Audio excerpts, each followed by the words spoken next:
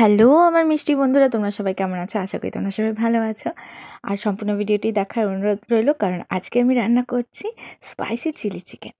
So চলো শুরু করা যাক। প্রথমেই মাংসগুলোকে ধুয়ে কেটে সুন্দর করে পরিষ্কার করে নিয়েছি, তারপর ম্যারিনেট করে নিচ্ছি একটা ডিম, আদা কুচি, রসুন কুচি, পেঁয়াজ কুচি, ধনে জিরে গুঁড়ো, একটু হলুদ, গরম মশলার গুঁড়ো, গোলমরিচের গুঁড়ো আর লঙ্কার গুঁড়ো, কাশ্মীরি লঙ্কার গুঁড়ো।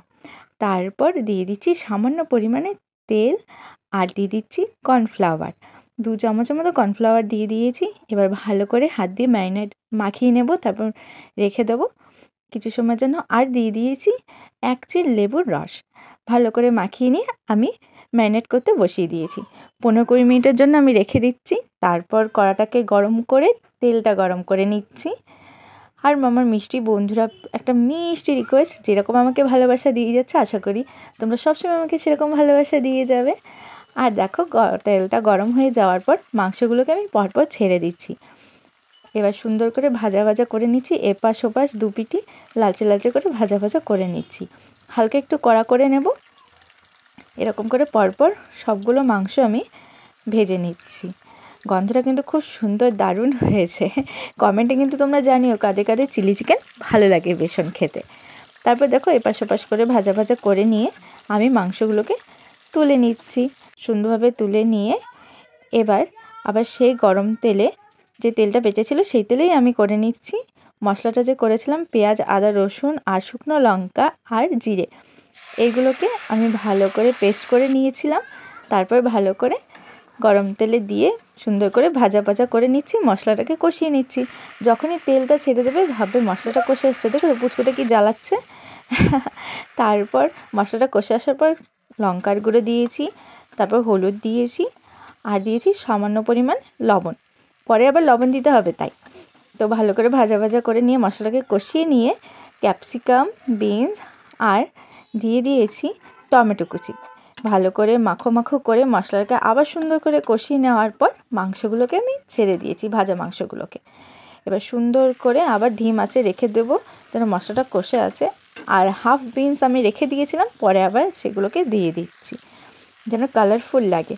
তারপর দিয়ে দিয়েছি একটুখানি গাজর কুচি।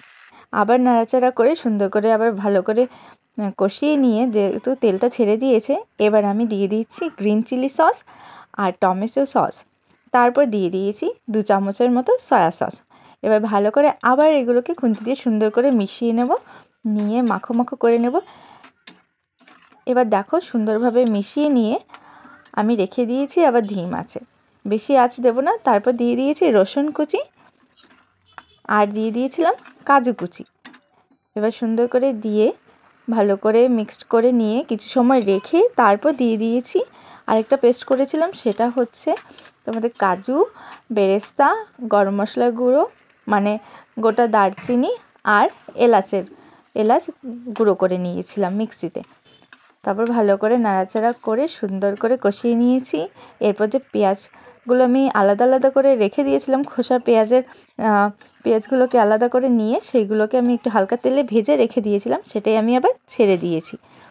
এবার পরিমাণ মতো হালকা জল দিয়ে দিয়েছি। যতটা পরিমাণে ঝোল রাখবো আমি একটু হালকা ঝোল বেশিই রাখবো। তারপর দিয়ে দিয়েছি কর্নফ্লাওয়ার একটুখানি 1 চামচের মতো গুলে, যেন একটু মাখো মাখো চলে আসে। তারপর দিয়ে দিয়েছিলাম রসুন কুচি আবার পরে।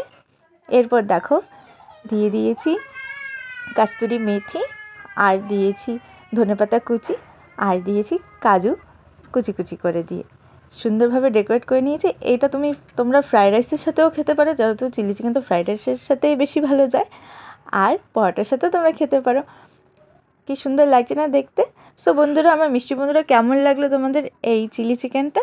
আর ফ্রাইড রাইসের রেসিপিটা পরে আসবে। সো কেমন লাগলো জানিও। আবার দেখা হবে, টাটা।